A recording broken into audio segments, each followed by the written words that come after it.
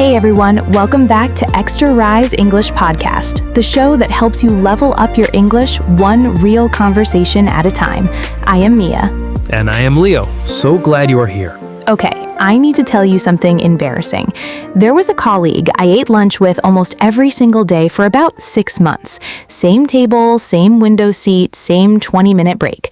And then she got moved to another team, and I thought, okay, we should stay in touch.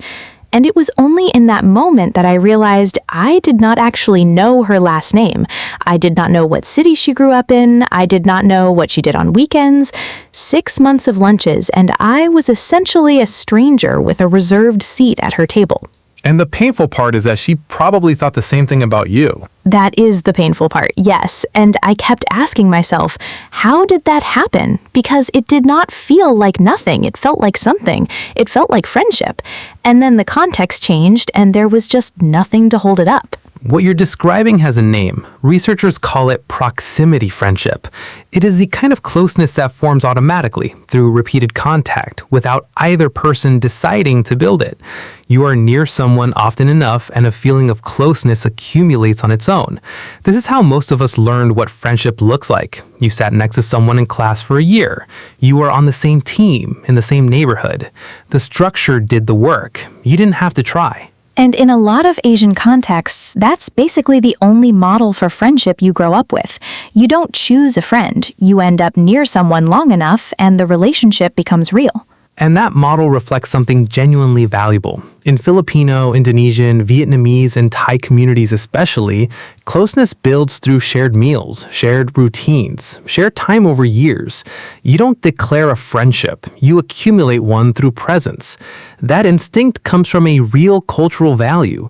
Relationships deepen through being together, not through explicit gestures. But then you move to a new city, or start a new job, or go to a university where everyone is from somewhere else. And proximity stops doing the work for you. In an international, professional, or university context, the people around you are often temporary. They're not going to be in the next classroom or the next cubicle for years. The structure isn't there. And those environments have a different default. People assume you are friendly. They don't assume you are becoming friends. Those are two different things. Friendly is the starting position. Friendship requires at least one person to step slightly outside the shared structure and say, I am curious about you as a person, not just as a colleague. And that step feels strange, especially in a professional setting. Like if I say to a coworker, hey, I would love to know more about your life outside work. That sounds odd, or like I'm interviewing them. Right, so the move isn't to suddenly reveal depth or demand it. The move is smaller and more specific than that. It's about catching the moments where the other person opens a door, and instead of stepping politely past it, you step through it. In every conversation, people leave doors open. They mention a place they went to over the weekend. They reference a project they're excited about. They bring up something they're worried about. In a comfortable coworker interaction, the default response is to nod and return to the work topic. In a friendship-building interaction, you stop and step through the door. And most of us have never been taught how to step through that door in English. That's the gap we're closing today. This is segment 2. Leo, can we talk about what actually moves a relationship forward? Because I think what I was doing with my lunch colleague was just pleasant. We were comfortable. But comfort is not the same as closeness. That is exactly the distinction. Comfort creates the illusion of closeness without the substance. You feel like you know someone because the interactions feel good. But if you've never learned anything about who they are outside of the shared context, then what you have built is familiarity, not friendship. Familiarity is passive. Friendship requires at least one person to step slightly outside the shared structure and say, I am curious about you as a person, not just as a colleague. And that step feels strange, especially in a professional setting. Like if I say to a coworker, hey, I would love to know more about your life outside work. That sounds odd, or like I'm interviewing them. Right, so the move isn't to suddenly reveal depth or demand it. The move is smaller and more specific than that. It's about catching the moments where the other person opens a door, and instead of stepping politely past it, you step through it. In every conversation, people leave doors open. They mention a place they went to over the weekend. They reference a project they're excited about. They bring up something they're worried about. In a comfortable coworker interaction, the default response is to nod and return to the work topic. In a friendship-building interaction, you stop and step through the door. And most of us have never been taught how to step through that door in English. That's the gap we're closing today. This is segment 2. 3 phrases, and before we get into them, if what Leo just described is landing for you, if you recognized yourself in that lunch story or in a relationship that stayed comfortable but never got close, subscribe to Extra Rise right now so you never miss an episode like this one. Not for us, for the next time someone opens a door and you have the language to actually step through it. Phrase 1. I would love to hear more about that. This is the phrase you use when someone opens a door. Your colleague mentioned she spent the weekend at her family's province. Your classmate says something in passing about a creative project they're working on outside of school. The default response is, "Oh, nice," a polite acknowledgement that closes the door again. I would love to hear more about that does the opposite. It tells the other person, I noticed what you said. It wasn't just background noise to me. I am genuinely interested. And it's specific, not "tell me about yourself," which is a job interview question, not "that sounds interesting," which is just noise back at them. "I would love to hear more about that" is a response to something real they just said. And you can follow it with a specific question. I would love to hear more about that. How long have you been doing it? Or, I would love to hear more about that. What made you start? The follow-up question signals you are actually curious. You're not just being polite. Say that phrase out loud right now, not at someone, just to yourself. I would love to hear more about that. Notice it's a generous phrase. It puts the other person at the center. Phrase 2. Let's actually put that in the calendar. This is the follow-through phrase. Most relationship-building moments die at, "we should do this again sometime." That sentence is socially understood as polite closure. It doesn't actually mean anything. The other person hears it and nods and says yes, definitely, and both of you move on and nothing happens. Let's actually put that in the calendar is different. It converts the idea into a plan, and the word actually is doing real work here. It signals, I know we could both say sometime and let it go, but I don't want to do that. And it takes away the awkward follow-up text because you already made it real in the moment. Right. You can say, let's actually find time this week, or let's put something in the calendar before we both forget. Any version that turns the intention into a specific next step. The specific next step is what separates a plan from a polite sound. Let's actually put that in the calendar. Say it out loud. It's a confident phrase. It says, I'm taking this seriously, and I think you should too. Phrase 3. I've been meaning to ask you. This is the bridge phrase. It signals that you have been thinking about the other person outside of the shared context, outside of work, outside of class. And that matters because it tells them you exist for me when you're not in the room. That's the core of what makes something feel like friendship rather than pleasant convenience. Because anyone can be nice to someone who's right in front of them, but if you've been meaning to ask them something, that means you thought about them on a random Tuesday afternoon when they weren't there. That's different. You can use it to follow up on something they mentioned before. I've been meaning to ask how that presentation went. I've been meaning to check in on how things are at your new place. You can also use it to open a new door. I've been meaning to ask how you ended up choosing this field. Any version of this signals you are on my mind, not as a coworker, as a person. 3 phrases, 1 to step through the door, 1 to make the plan real, 1 to signal they exist for you outside the room. This is segment 3. Let us drill them.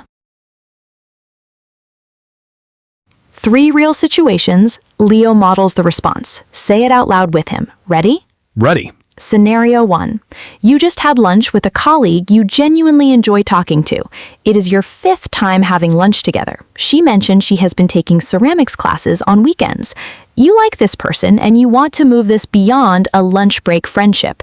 Say the response that steps through the door and plants the next step. I would love to hear more about the ceramics. How long have you been doing it? And I keep meaning to say this, we should get coffee sometime outside of here. Let us actually find a time this week before we both forget. Say it out loud with Leo.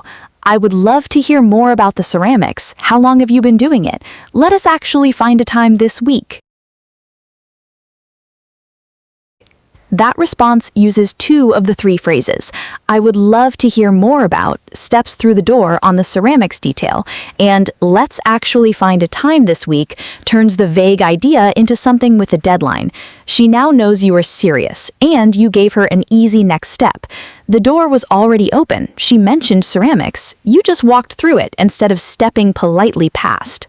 One small specific follow-up question after I would love to hear more does a lot of work. It proves you were listening, not just filling the silence. Scenario 2. You are at a university orientation. There is someone standing near the edge of the room by themselves, looking at their phone. You want to approach them, but you don't know what to say. Say the opening that signals you are interested in them as a person, not just filling the awkward silence. Hey, are you here for the orientation? I've been meaning to ask someone who looks like they actually know where they're going. Is this your first semester, or did I miss the memo about where everyone is supposed to be? Say it out loud. I've been meaning to ask someone who looks like they know where they are going. Okay, that opening does a few things at once. It starts with a simple question they can answer easily. I've been meaning to ask someone who looks like they know where they are going is a quiet compliment. It says, you seem competent, and I noticed. And the small humor at the end about missing the memo shows that you are a person, not just a networking attempt. It's warm without being intense. The goal in a first conversation is not to become close in 5 minutes. The goal is to make the other person comfortable enough to have a second conversation. First conversations are not about depth. They're about making it easy for there to be a next one. Scenario 3. You have been working remotely with a teammate for 3 months. Good working relationship. She mentioned in a team meeting 2 weeks ago that she was applying for a grant for a side project she cares deeply about. You want to follow up. Say the message. Hey, I've been meaning to check in. You mentioned the grant a few weeks back. How did it go? I genuinely hope it came through. Say it out loud.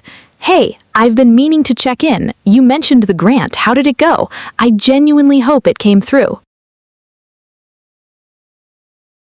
Short, specific, warm. I've been meaning to check in signals you remembered. You mentioned the grant a few weeks back proves you were listening, not just being polite 2 weeks ago. And I genuinely hope it came through isn't a question. It's just care. It doesn't put pressure on her to perform an update. It lets her know that someone in her work life noticed something she said and thought about it later. That's what makes a working relationship feel like something more. In a remote context, that kind of message is rarer than you think. Most professional messages are task-focused. A message that's not about a task, but about something the other person shared, stands out. It says you're not just a resource to me. You're a person I'm keeping track of. And that's exactly what friendship in an adult professional context sounds like when it's starting. Go back and say all 3 responses out loud. The lunch colleague, the orientation, the remote check-in. Say them until they feel like your natural voice, because one day you'll be in exactly one of these situations, and now you have the words ready. Here's your one thing from today. The next time someone mentions something in passing, a trip, a project, a weekend plan, a worry, and you feel the impulse to respond with, "Oh, nice," and move on, pause. Ask yourself, is this someone I want to know better? If the answer is yes, step through the door. I would love to hear more about that. That one sentence offered with genuine attention is the first move of every real friendship that started as a professional acquaintance. And if you're still waiting for the friendship to happen on its own in a professional or international context, it probably won't. Not because people don't want it, but because everyone is waiting for the same signal. Someone has to go first. Now you have the language to be that person. Your assignment this week, think of one person in your professional or school life who you like but don't really know. The next time you see them or have a reason to message them, use one of the 3 phrases from today. Step through a door. Make a plan real. Let them know they're on your mind. Then come back to the comments and tell us what happened. We want to know. We genuinely do. And if today gave you language for something that's been sitting without words, share this episode with someone who is also waiting for a friendship to happen on its own, because now you both know what to do instead.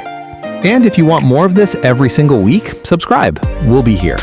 All right, thank you so much for being here on Extra Rise English Podcast. And remember, Because one serving of English is never enough. see you in the next episode.